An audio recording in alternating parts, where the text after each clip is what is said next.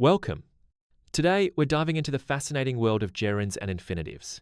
These two verb forms are essential in English, and knowing when to use each can make your speech and writing sound much more natural. We'll explore the rules, look at common examples, and practice together. By the end of this video, you'll feel confident choosing the right form every time. Let's get started by understanding what gerunds and infinitives are and why they matter in everyday English communication. A gerund is the ing form of a verb that functions as a noun in a sentence. For example, in the sentence, swimming is fun, the word swimming is a gerund. Gerunds can be subjects, objects, or complements.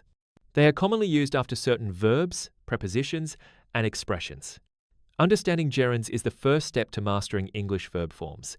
Let's see some more examples and how they fit naturally into everyday sentences. An infinitive is the base form of a verb, usually preceded by to. For example, to eat, to run, or to learn. Infinitives can act as nouns, adjectives, or adverbs in a sentence. They often follow certain verbs, adjectives, or are used to express purpose. For instance, in I want to learn English, to learn is the infinitive. Understanding when to use infinitives is key to sounding fluent and natural in English. Some verbs can be followed by either a gerund or an infinitive without changing the meaning. For example, I like to swim and I like swimming both express the same idea. This flexibility can make English easier, but it's important to know which verbs allow this. In this scene, we'll look at examples and practice identifying when either form is acceptable. This will help you feel more comfortable using both forms in your conversations.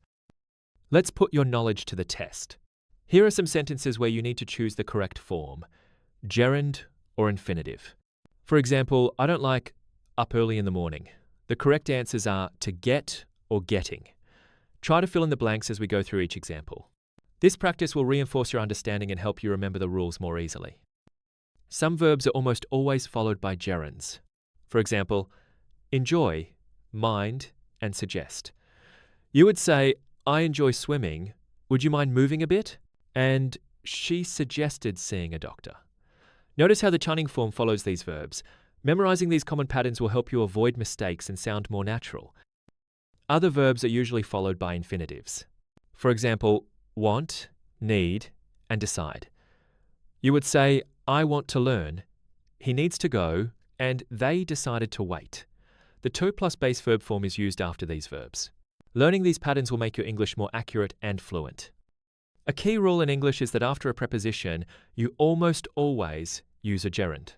For example, I am interested in learning, she is capable of handling, and they are talking about moving.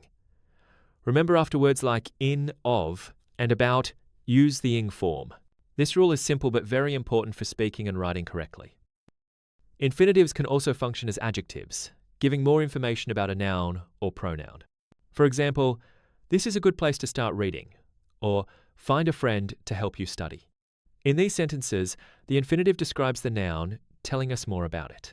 This usage is common in both spoken and written English, and mastering it will help you express ideas more clearly. Some verbs change meaning depending on whether they are followed by a gerund or an infinitive. For example, stop and remember. She stopped smoking means she quit the habit, but she stopped to smoke means she paused another activity in order to smoke. Understanding these differences is important for clear communication. We'll look at more examples to help you master these tricky verbs. It's easy to mix up gerunds and infinitives, especially with verbs that can take both forms or change meaning.